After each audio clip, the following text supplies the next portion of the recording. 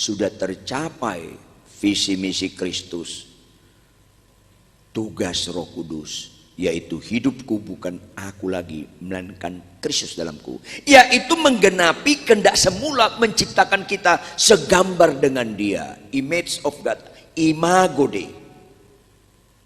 Makanya bertobat lahir baru itu bukan finish, itu starting point, itu titik awal. Maka kita harus diproses oleh Roh Kudus dengan penghibur, Roh penolong, Roh menginsafkan kita akan dosa, akan kebenaran penghakiman, supaya ada proses kita ketaatan kepada Kristus, supaya kita makin berkurang, Yesus makin bertambah, kita makin berkurang, Yesus makin bertambah, sampai titik tidak berkurang tapi habis. Hidupku bukan aku lagi, habis, melainkan Kristus dalamku. Itulah orang-orang Kristen yang sejati. Walaupun Anda bisa khotbah atau nggak bisa khotbah, bisa khotbah bukan ukuran rohani. Catat baik-baik. Bisa mendoakan orang lumpuh berjalan, mendoakan orang buta celik, bukan ukuran rohani. Bisa menyembah, bisa bahasa roh, bukan ukuran rohani. Tetapi hidup menjadi seperti Kristus hidup, pelaku-pelaku firman, karakter Kristus, buah roh nyata dalam kehidupan kita, dalam kehidupan sehari-hari, itu ukuran rohani. Jangan gagal fokus. Ada nggak orang bisa khotbah tetapi masuk ke neraka? Jawab dong. Ada. Ada nggak orang bisa bernubuat, bisa mengusir setan, bisa banyak mujizat, tetap masuk neraka? Ada. Kalau nggak percaya Anda matilah nanti malam, lihatlah, banyak.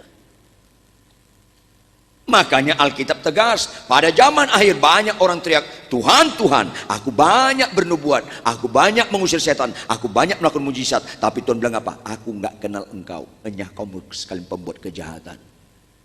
Gereja memerlukan khotbah bagus, gereja memerlukan karunia nubuat, gereja memerlukan mengusir setan, gereja memerlukan mujizat-mujizat, tetapi itu bukan kesimpulan rohani.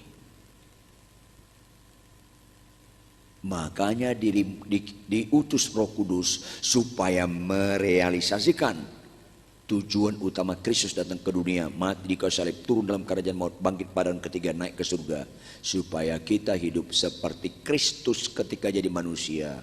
Kita harus contoh dan hidupkan itu. Karena banyak sekarang gereja yang nggak utama jadi utama, yang utama jadi nggak utama, yang harus jadi nggak harus, yang nggak harus jadi harus. Terbalik. Jawab Bapak Ibu, jawab Bapak Ibu. Sakit sembuh harus atau enggak? Kok nggak rela muka lo? Sakit sembuh harus enggak? Enggak. Boleh nggak doa kesembuhan? Jawab. Yang keras dong. Boleh. Tapi sampai limit tertentu, limit berikutnya doa kesembuhan bisa pembodohan. Karena doa kesembuhan nggak harus, tapi boleh. Itu nggak rela wajah Anda. Saya tanya lagi, Anda niat nggak hidup selama-lamanya di bumi? Yang keras dong.